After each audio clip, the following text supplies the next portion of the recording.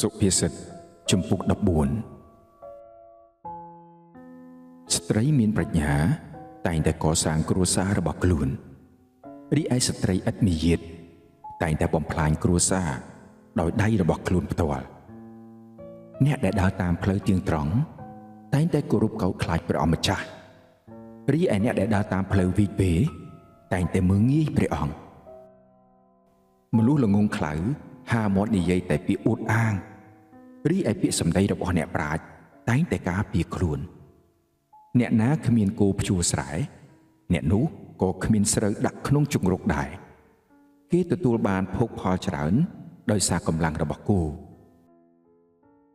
សាក្សីគួរឲ្យទុកចិត្តមិនដែលនិយាយកុហកទេរីឯសាក្សីคล้ายៗតែងតែស្រដីចេញនៅពាក្យកុហកគ្រប់យ៉ាងមនុស្សប្រហើនខំស្វែងរកប្រាជ្ញាតែរកមិនឃើញទេរីឯមនុស្សដែលចេះគិតពិចារណារកតម្រេះបានយ៉ាងងាយចូលជៀសឲ្យឆ្ងាយពីមនុស្សខ្លៅព្រោះមិនដែលមានពាក្យចេះដឹងណាចេញពីមាត់អ្នកនោះឡើយប្រាជ្ញារបស់មនុស្សឆ្លាតគឺការយល់ច្បាស់នៅផ្លូវដែលខ្លួនកំពុងដើររីឯភាពល្ងីល្ងើរបស់មនុស្សខ្លៅគឺកលល្បិចរបស់ខ្លួនមនុស្សល្ងីល្ងើមិនរវីរវល់នឹងបាបរបស់ខ្លួនទេ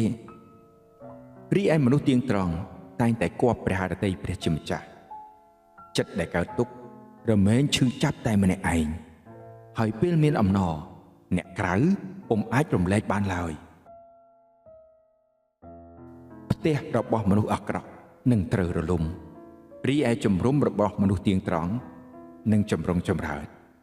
មនុស្សខ្លះយល់ថាផ្លូវដែលខ្លួនដើរជាផ្លូវដ៏ត្រឹមត្រូវ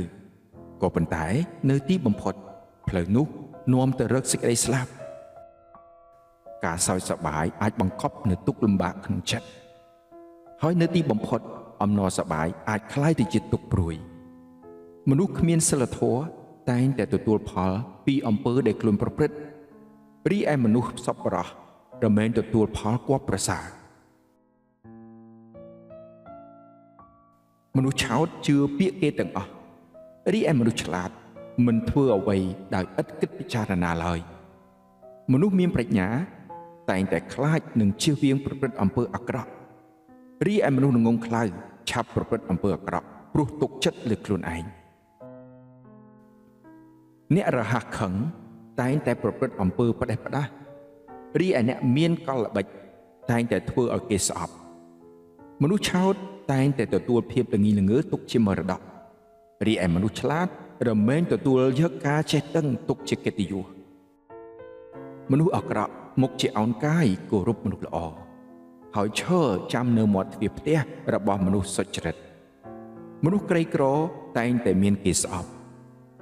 សូម្បីតែអ្នកចិត្តដិតក៏មិនរាប់អានដែររីឯអ្នកមានវិញសម្បូរអ្នករាប់អានណាស់អ្នកណាមើលងាយអ្នកដទៃអ្នកនោះជាមនុស្សបាបរីឯអ្នកដែលមានចិត្តមេត្តាដល់ជនក្រីក្រនឹងមានសុភមង្គលអស់អ្នកដែលមានបំណងអាក្រក់តែងតែត្រូវវង្វេងរីឯអ្នកដែលមានបំណងល្អរមែងមានចិត្តសប្បុរសនិងស្មោះត្រង់អ្នកណាធ្វើការអ្នកនោះតែងតែទទួលប្រាក់ចិញ្ចឹមជីវិតរីឯអ្នកដែលពូកែព្រួកប្រាជ្ញរមែងធ្លាក់ខ្លួនក្រសម្បត្តិស្ដុកស្ដំជារង្វាន់របស់មនុស្សមានប្រាជ្ញា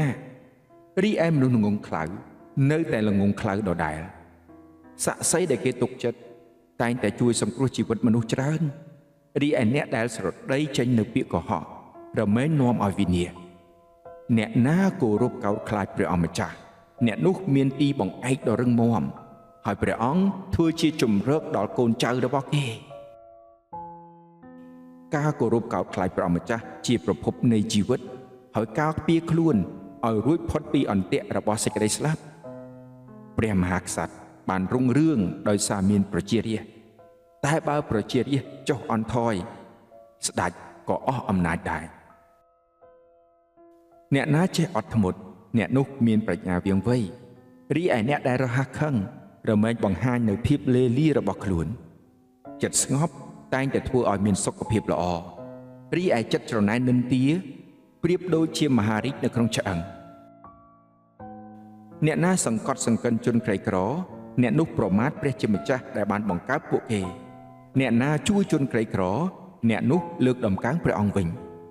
មនុស្សអាក្រក់តែងតែទទួលបរាជ័យដោយសារអំពើអាក្រក់របស់ខ្លួនរីឯមនុស្សសុចរិតទោះបីក្នុងពេលស្លាប់ក្តីក៏នៅតែមានទីពឹងជានិច្ចមនុស្សចេះគិតពិចារណាតែងតែមានប្រាជ្ញារីឯមនុស្សខ្លៅមិនដែលមានប្រាជ្ញាទេ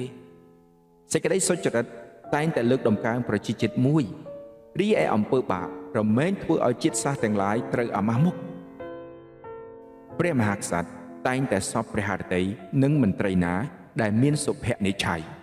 តែទ្រង់ខ្ញាល់នឹងមន្ត្រីដែលបង្កភាពអាម៉ាស់